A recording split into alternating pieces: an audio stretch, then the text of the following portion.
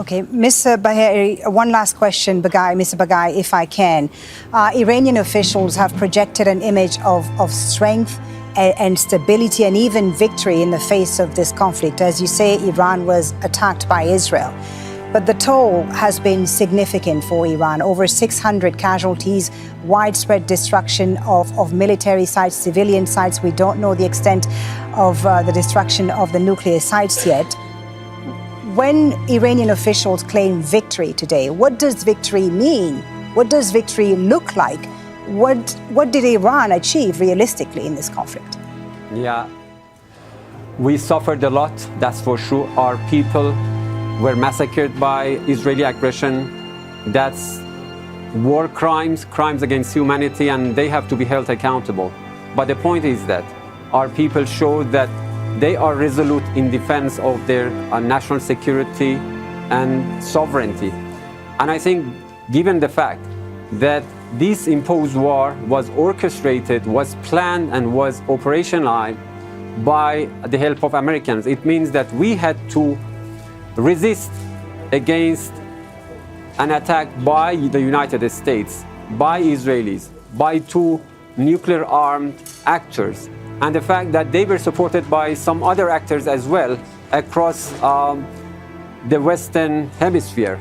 So it means that we were able, as a nation, to defend against our identity, against our security, and at the end, we had to make them, they had to submit to the will of the Iranian people through resistance to approach us and to ask for this ceasefire. So they approached you and asked you for the ceasefire, just to confirm? We were approached by our friends from Qatar. And of course, as I said, we have never welcomed war. We are a nation of peace-loving people. So no responsible actor, no responsible as a state in our region welcomes war. It is only one actor in our region that has always been trying to wage war against these people, against the people in our region. They are committing, as you know, genocide in Gaza for the past 2 years. They are occupying the lands of two Muslim countries, Syria and Lebanon. And everyone knows that they are warmongers that have no respect for international law, for international ethics or morality. So yes, we as a nation were able to resist against this unjust war for the past 12 days. Right. Mr.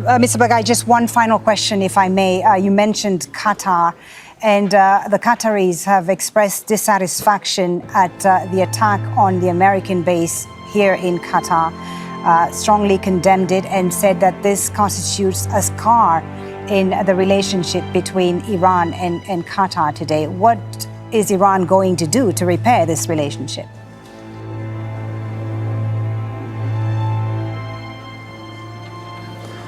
We have high respect for Qataris and we attach significant importance to our good relations with Qatar. We have been a good friend with Qatar during their difficult times, and Qataris have also been our good friends. We are good friends basically to all countries, literal states of the Persian Gulf. We have made it clear that the military strikes against Al-Udaid was nothing to do with Qatar. We respect territorial integrity and national security of Qatar.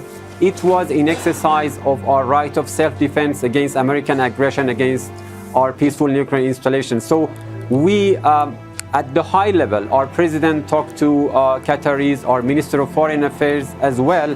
So we try to clarify that what was done was against the American base in exercise of our right of self-defense. Okay. So we are committed to our good neighborliness policy with Qatar and other countries of the region. And I personally, I'm really unhappy about any inconvenience that has been caused to our Qatari sisters and brothers as the result of this attack. But as we said, this attack, this self-defense operation was calibrated in defense of our rights under Okay. Article 51 of the Charter in response to American aggression against our territorial integrity.